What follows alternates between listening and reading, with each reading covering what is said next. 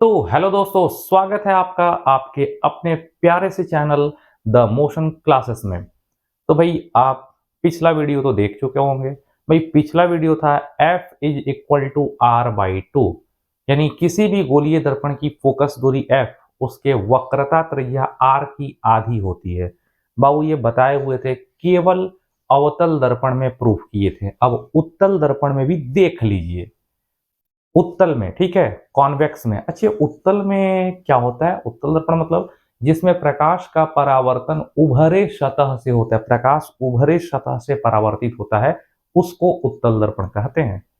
और उसमें हम प्रूफ कर देंगे। चलो भाई देखो,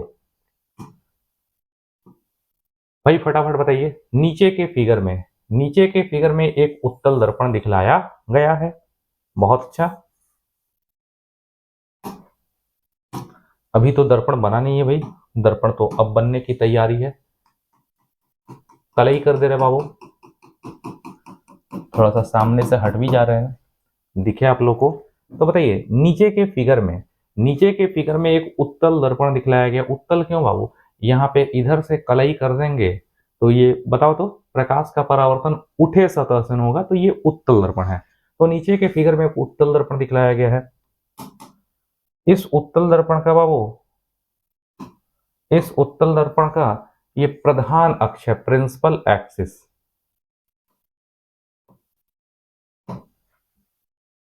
इस वाले दर्पण का पोल क्या है बाबू? इस उत्तल दर्पण का पोल P है, फोकस F है और सेंटर ऑफ कर्वेचर C है। तो बोलो, नीचे के फिगर में एक उत्तल दर्पण दिखलाया गया है जिसका पोल क्या है बाबू? P है, फोकस F है, सेंटर ऑफ कर्वेचर C है। अब आपको तो पता है कि क्या करेंगे बाबू। इसके प्रधान अक्ष, इस प्रिंसिपल एक्सिस के समानांतर एक प्रकाश की किरण इस उत्तल दर्पण पर डालेंगे। जैसे ही उत्तल दर्पण पर प्रकाश की किरण वो प्रधान अक्ष के समानांतर जाएगी, तो प्रधान अक्ष के समानांतर जाने वाली किरण परावर्तन के बाद ऐसे परावर्तित होगी कि मानो कि वो फोकस से निकली हो, फोकस से निकली हो, इस तरह से परावर्तित हो जाएगी। ठीक है। और वैसे हम इसको पीछे की ओर बढ़ाएंगे तो बाबू ये क्लियर भी है कि फोकस से निकलती हुई प्रतीत होगी। तो बोलो, ये एक उत्तल दर्पण है, पोल P है, फोकस F है, सेंटर ऑफ कर्वेचर C है। इसके प्रधान अक्ष यानी प्रिंसिपल एक्सिस के समानांतर कोई किरण आपतित हुई। इस किरण का नाम दे दे बाबू AM। AM एक किरण है जो प्रधान अक्ष के समानांतर आपतित हुई और FM दिशा में रिफ्लेक्ट होकर के, परावर्तित होकर के चली गई। बाबू एक काम करते हैं, हम जानते हैं कि इस सेंटर ऑफ कर्वेचर से M को मिला दें।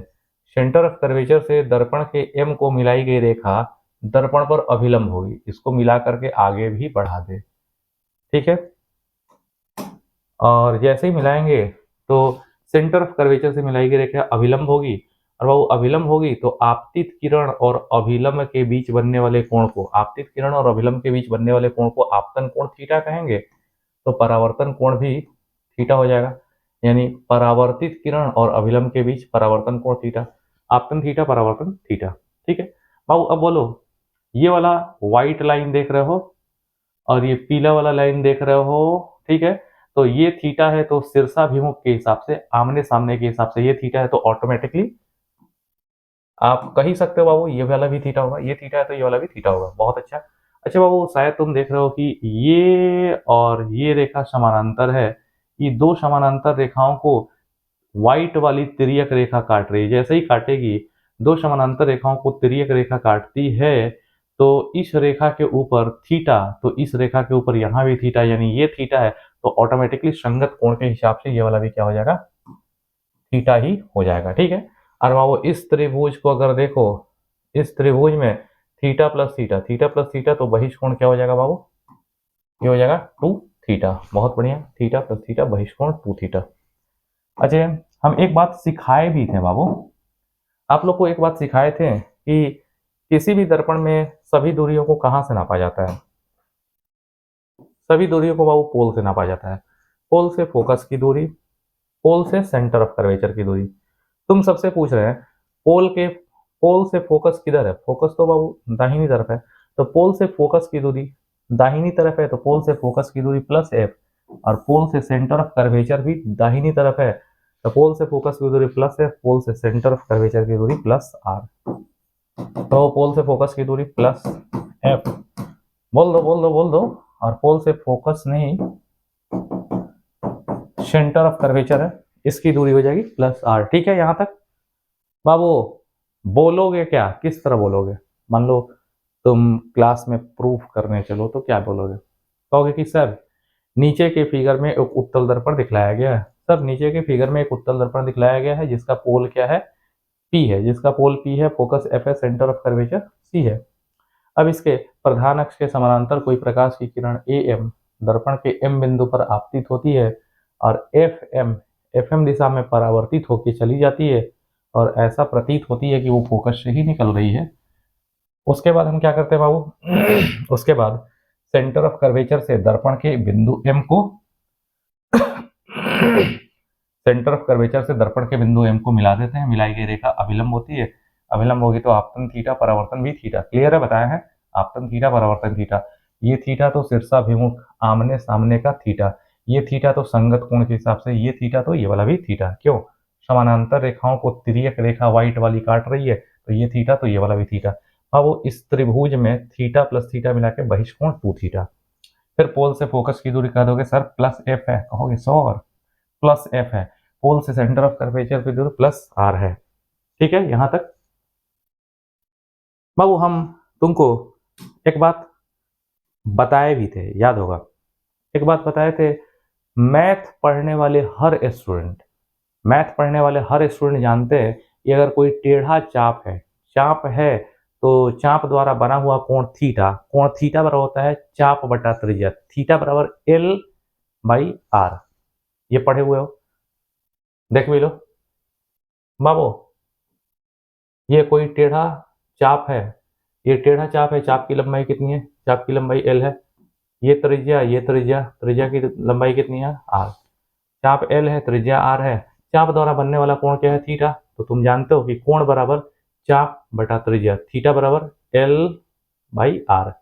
पढ़े हुए हो? थीटा बराबर क्या होता है? Theta is equal to L upon R, theta बराबर एल बाई आर होता है। बस ये याद रखो, ये वाला तो एकदम धड़ल्ले से बनेगा बाबू। कह सकते हो इट इज क्लियर, कह सकते हो सर एकदम क्लियर हो गया जी। क्या क्लियर हो गया? ये एम पी सी ये बड़ा वाला त्रिज्य खंड है ना, इस बड़े वाले त्रिज्य खंड में देखो तो कोण कितना है? थीटा। अच्छा चलो बाद में कोण देखना। इसको मान लो, ये जो चाप है इस चाप की लंबाई को एल मान लो, इस चाप की लंबाई को एल मान लो। अब सारा चीज बोलो। इस त्रिज्य खंड में, इस बड़े वाले त्रिज्य खंड में कोण थीटा, कोण बराबर क्या होता है? कोण बराबर ये चाप बटा इतनी दूरी त्रिज्या। तो थीटा बराबर क्या होगा? थीटा बराबर एल बाई प्लस आर। ये इतनी दूरी कितनी है बाबू? इतनी दूरी प्लस आर। तो थीटा बराबर क्या लिखा होगा? थीटा बराबर एल बाई प्लस आर, यानी कोण बराबर चाप बटा त्रिज्या, तो थीटा बराबर L by plus R, theta बराबर एल बाई प्लस आर लिख दो ना जी। एंड इक्वेशन 1 हो गया बाबू।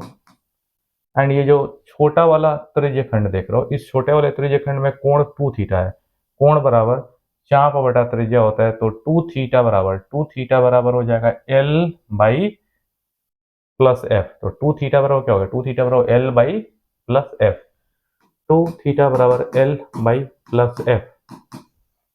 और 2 है तो 2 लिख दो, दिख ही रहा होगा 2 तो 2, और ये क्या है बाबू? थीटा। और थीटा का मान क्या है? थीटा है एल बाई प्लस आर, 2 है थीटा, थीटा का मान है बाबू L by plus R, L by plus R equal to L by plus F. बाबू कहोगे सर प्लस से प्लस घटाइए, एल से एल घटाइए, 2 by R, 2 by R is equal to 1 by F.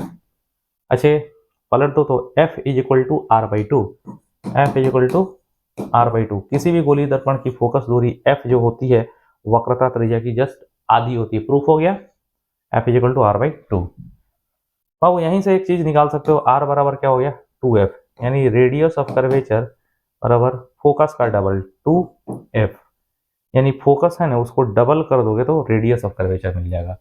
इस फोकस को डबल कर दो, ये और ये, तो मिल जाएगा रेडियस ऑफ कर्वेचर। ठीक है, तो आशा करते हैं कि आप लोग खूब बढ़िया से एंजॉय करके समझे होंगे और इसमें कहीं कोई दिक्कत नहीं आएगा और आप एग्जाम में भी बेहतरीन ढंग से लिखेंगे, इसका हम गारंटी लेते हैं भैया। Okay, thank you.